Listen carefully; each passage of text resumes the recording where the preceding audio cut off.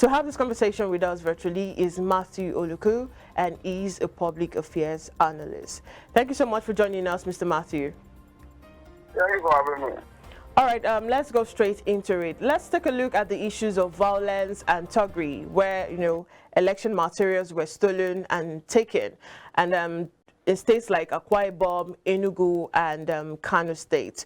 So what are your thoughts and assessments on the way INEC conducted this by and rerun elections on Saturday? Once again, thank you for having me. I think it clearly showed that the umpire, in collaboration with the security agencies, were not ready for that by-election. Because we are looking at obstacle election that is involving just a small fragment of the whole society. If we could still witness thuggery, ballot snatching, it's going to show that there was no adequate preparation. Because you cannot complain that you will lack adequate manpower, personnel to manage those selected or, those few constituencies where the by-election took place. So for me, I think INEC should try to get it right for once. Because if this is what we are seeing, I think come 2027, we are going to witness serious level of voter apathy. Because what is happening, have capacity of demoralizing Nigerians, particularly the eligible voters, from participating in the process. We are not feeling the dust of the last general election have not settled.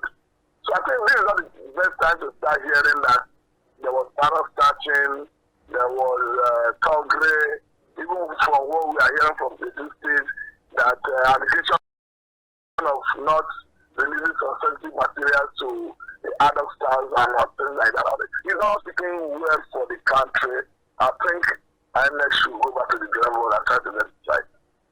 All right, Mr. Matthew, some persons are of the opinion that what took place, especially over the weekend, where we saw, ballot snatching, and of course, collaborating it with your statement that the security architecture is in collaboration with INEC.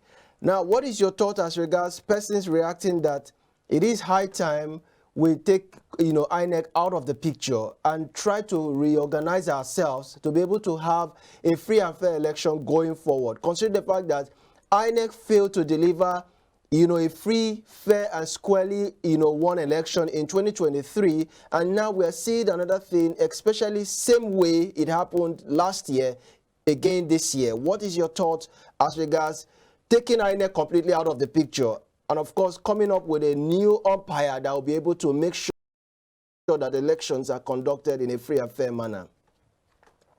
I don't think it's possible to take INEC out of the picture. Even if you are jettisoning INEC by way of amending the constitution to come up with another body, invariably you are still going to have Nigerians to manage this new umpire. I think what is important is to educate, or it's not even about education, is to redirect out to INEC personnel and ensure that anyone that runs foul of the constitution is adequately and properly investigated, and where it is established that such person committed such crime should face the law. Like from what I cited in that Plateau state.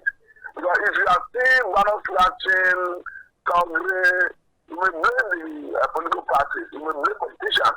But the situation where an adult staff alleged that she was not given all the sensitive materials, I think the copper for that matter.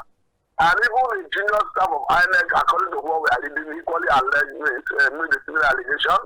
And that when the person tried to ask for the remaining sensitive material that she was shouted down.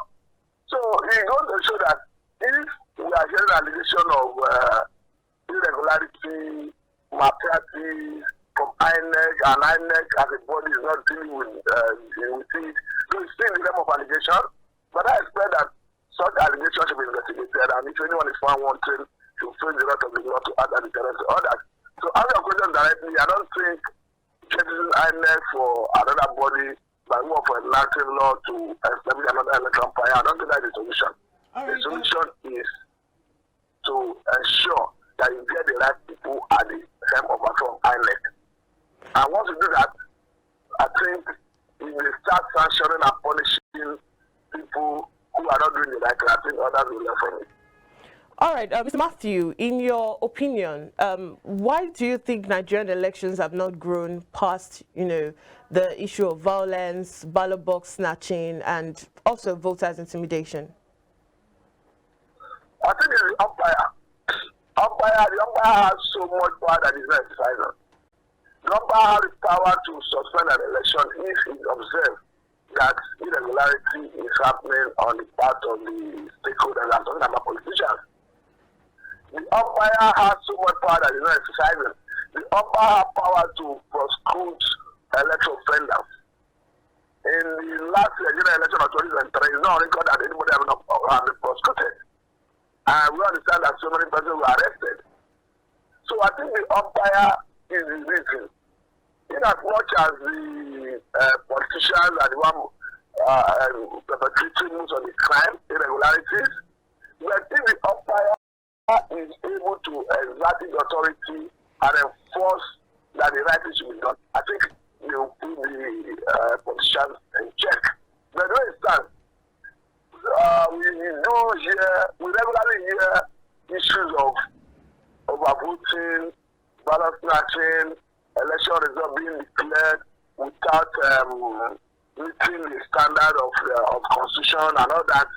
And at the end of the day, INEC will not prosecute or do the needful. If INEC actually rules to the right to the occasion and anywhere anybody is accused of election malpractice, the investigation is done, that person is prosecuted, and the process of the prosecution is publicized, the whole world sees, and when one is convicted, he needs to make sure of the person. I think we should deter other people. I think INEC is the problem, if you ask me. Okay, now, take back to your comment earlier when you said it's not feasible enough for us to jettison INEC. What you need to do is a review of the Constitution. But again, going back again to February 25, 2023, we saw that INEC was, so much involved, especially when it comes to negligence. When it comes to negligence, I mean is at a point where it was not feasible enough for them to carry out that election when the IREV portal failed. They ought to have given Nigerians an information prior to that time that, oh, this is what happened, we can no longer do this. But then for them to have gone ahead to carry out the election in a manual manner, which is in variance with what the Electoral Act states, were there not punishable, measures that should have been put on them? We didn't see that happening. So how are we going to still be having somebody conducting election when they fault in such, measures that are being put in place, there is no punitive action that is taken on them? No, let us quickly correct one impression. The issue of the mode of transmission of election results, that is not what the Constitution or rather the Electoral Act says. The Electoral Act gives INEC discretionary power to determine the mode of transmitting election results. It was INEC in their guidelines that choose electronic transfer of election results. Though Nigerians had in mind that they want election results transmitted electronically at the time they were fighting for that electoral reform. And the intention of everybody, of course, it was, nobody was ready to settle for anything outside transmission of election results electronically. At the point where INEC reneged on that, their guidelines, Nigerians were dissatisfied, including myself. That is why I'm even surprised that the conversation now is not even centered on review of the Electoral Act. Because the way it is today, there is need to review that Electoral Act further to remove that discretionary power from INEC, because it has been understood that INEC is not responsible enough to be allowed to parry that discretionary power, because I'm not convinced, just like many Nigerians, that there was a genuine network glitch.